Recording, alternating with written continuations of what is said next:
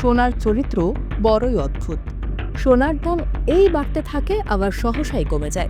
এবার বিশ্ববাজারে উত্তেজনার মধ্যেই দেশের বাজারে কমেছে স্বর্ণের দাম। টানা ৬ দফা বাড়ানোর পর বুধবার ভরিতে ৯,২১৪ টাকা কমিয়েছে বাংলাদেশ জুয়েলার্স অ্যাসোসিয়েশন বাজুস, যা বৃহস্পতিবারও অপরিবর্তিত রয়েছে। প্রশ্ন হচ্ছে, দাম কেন কমলো? আবার কবে বাড়বে সোনার দাম?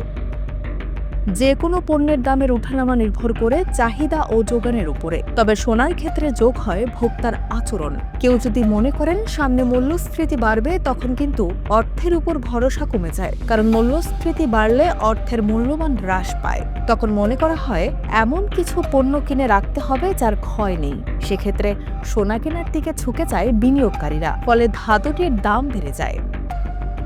একদিকে মধ্যপ্রাচ্যে অস্থিরতা এবং হরমুজ প্রণালী বন্ধের হুমকিতে তেলের সরবরাহ কমে যাওয়ার শঙ্কা তৈরি হয়েছে। তেলের দাম বাড়লে পরিবহন ও উৎপাদন খরচ বেড়ে যায়, যা সরাসরি মুদ্রাস্ফীতি উস্কে দেয়। যুক্তরাষ্ট্রের কেন্দ্রীয় ব্যাংকিং ব্যবস্থা ফেডারেল রিজার্ভ যখন দেখে মুদ্রাস্ফীতি নিয়ন্ত্রণের বাইরে যাচ্ছে, তখন তারা সুদের হার কমায় না, বরং উচ্চ হারে ধরে রাখে বা আরও বাড়িয়ে দেয়। সুদের হার বেশি থাকলে বিনিয়োগকারীরা গোল্ডের মতো সম্পদ ছেড়ে ডলার বা সরকারি বন্ডে বিনিয়োগ করতে বেশি আগ্রহী হয়। ফলে ডলারের চাহিদা বেড়ে যায়, বিপরীতে সোনার চাহিদা কমে গিয়ে এর দাম পড়ে যায়। এবারও একই পরিস্থিতি তৈরি হয়েছে বলেই সোনার দাম কমেছে।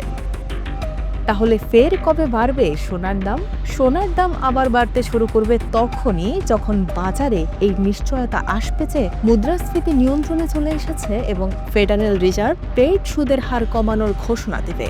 সহজে বলতে গেলে, যতক্ষণ ডলার এবং বন্ডের রিটার্ন আকর্ষণীয় থাকবে, ততক্ষণ স্বর্ণ চাপে থাকবে। যে মুহূর্তে ডলার দুর্বল হওয়া শুরু করবে এবং সুদের হার কমবে, তখন থেকেই সোনার দাম আবার ঊর্ধ্বমুখী হবে।